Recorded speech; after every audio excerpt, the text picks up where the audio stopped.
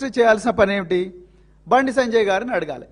అయ్యా బండి సంజయ్ గారు, మీ దగ్గరికి అమ్మాయి తల్లి, వాళ్ళ నాన్నగారు, సంగప్ప నలుగురు వచ్చి మీరు కూర్చున్నారా లేదా? మీరు మళ్ళీ ఆ అమ్మాయిని ప్రత్యేకంగా లోపలికి తీసుకుపోయి ఆ అమ్మాయిని బెదిరించిండ్రా లేదా?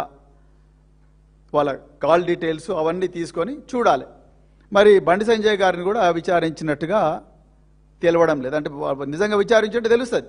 మరి కేంద్ర మంత్రికి చిన్న చిన్నలకే నోటీసు, ట్యాపింగ్ కేసులో అయితే రన్నింగ్ కామెంటరీ పెట్టిండు కదా 300 రోజులు. మరి దీంట్లో సంజయ్ గారికి కూడా నోటీస్ ఇచ్చుంటే మరి అది తెలవాలి కదా. సంజయ్ గారిని కూడా ఇంతవరకు విచారించలేదు. అందుకొరకే ఆయన బాజాప్తా జూన్ 9వ తారీఖు నాడు హైదరాబాద్కి వచ్చిండు. వచ్చి ఆయన అంటున్నాడు, నేను హైదరాబాద్లో పాలు తాగినందుకు నాకు జ్వరం వచ్చింది అంటున్నాడు. అయ్యా సంజయ్ గారు, మీరు మీ కుమారుడు ఈ వ్యవహారం చేసినందుకు, ఈ పోక్సోలో మీ కుమారుడు మరి చేసిన నేరానికి ఆయన్ను 9 రోజులు మీరు కాపాడిన వ్యవహారానికి తెలంగాణ పిల్లలందరికీ జ్వరం వచ్చింది.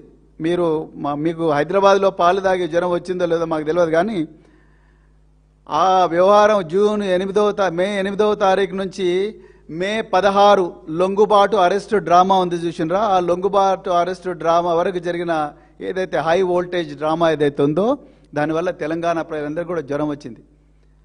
సో దీన్ని దయచేసి ప్రజలందరూ కూడా గుర్తించాలి. సో ఇక్కడ విషయం ఏంటంటే, కొంతమంది బీజేపీ నాయకులు ఏమాత్రం కూడా ఇక వాళ్ళకు ఆ రోజు ఎవరు మాట్లాడలేదు, కాంగ్రెస్ వాళ్ళు మాట్లాడలేదు, బీజేపీ వాళ్ళు మాట్లాడలేదు.